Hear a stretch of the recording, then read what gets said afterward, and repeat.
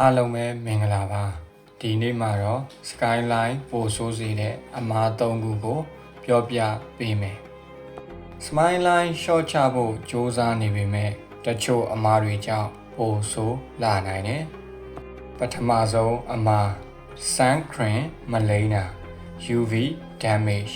နေရောင်ခြည်ထိခိုက်ခြင်းကြောင့် line ပိုနက်လာတယ်အမားနံပါတ်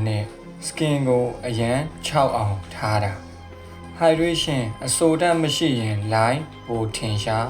လာမယ်